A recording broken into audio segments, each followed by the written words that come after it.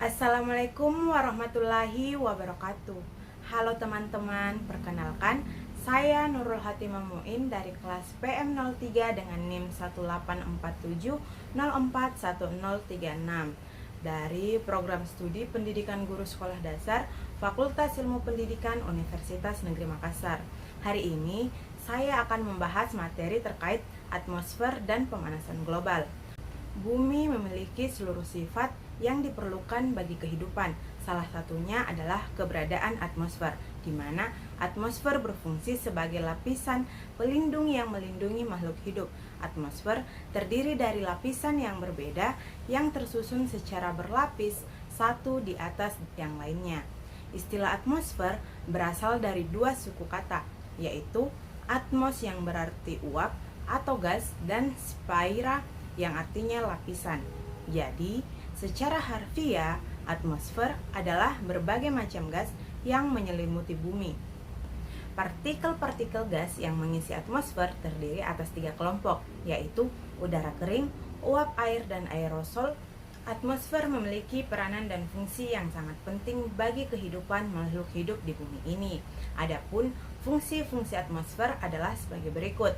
Yang pertama, melindungi bumi dari berbagai macam benda luar angkasa yang jatuh akibat gaya gravitasi bumi. Yang kedua, mengatur proses penerimaan panas dari matahari yang berlebihan dengan cara menyerap serta memantulkan panas yang dipancarkan oleh matahari. Yang ketiga, menjaga temperatur bumi dari suhu yang ekstrim.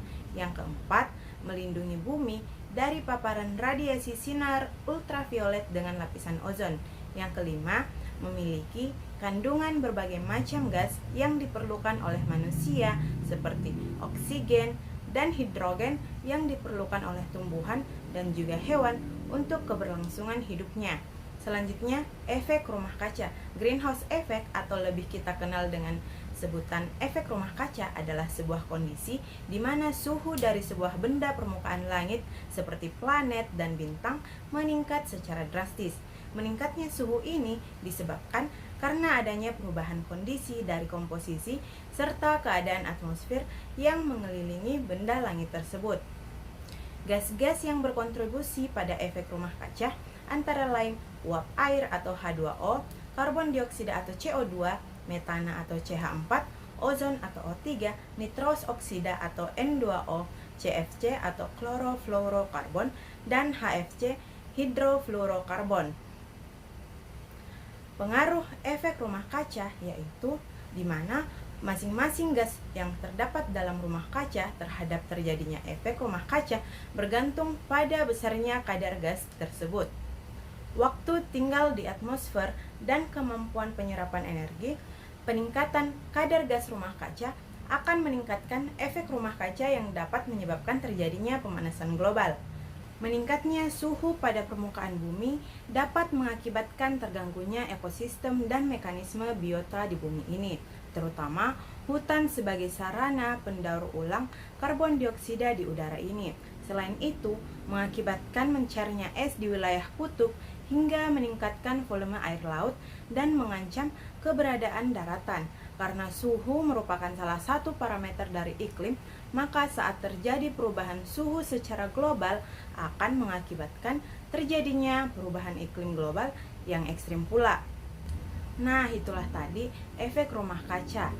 Selanjutnya, efek berantainya dari rumah kaca ialah apabila ketebalan mencapai batas limit, maka sinar matahari tidak akan mampu lagi menembus sampai ke permukaan bumi. Logikanya, apabila konsentrasi sudah mencapai titik jenuh tersebut, maka bumi akan mengalami gelap karena radiasi panas tidak mampu menembus bumi akibat dipantulkannya kembali keluar angkasa. Efek lain dari emisi gas rumah kaca adalah hewan di bumi akan mengalami kerusakan jaringan dan reproduksi. Contohnya, telur ayam akan susah terbentuk dan telur ikan akan pecah sebelum diselaputi lendir pelindung, sehingga populasi hewan akan menurun bahkan akan musnah.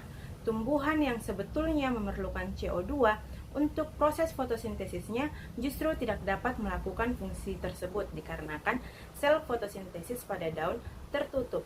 Namun, di samping hal-hal tersebut, efek rumah kaca juga memiliki dampak yang positif bagi kehidupan kita, terutama bagi manusia.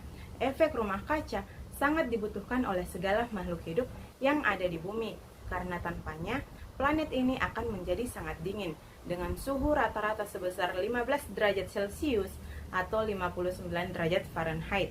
Bumi sebenarnya telah lebih panas dari suhunya semula. Jika tidak ada efek rumah kaca, suhu bumi hanya minus 18 derajat Celcius, sehingga es akan menutupi seluruh permukaan bumi.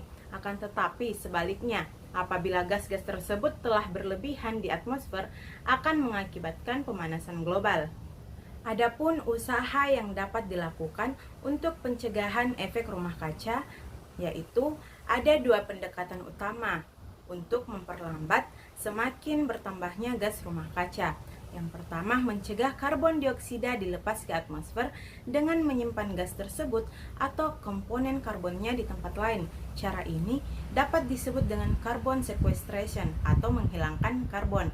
Yang kedua, mengurangi produksi gas rumah kaca. Cara yang paling mudah untuk menghilangkan karbon dioksida di udara adalah dengan memelihara pepohonan dan menanam pohon lebih banyak lagi.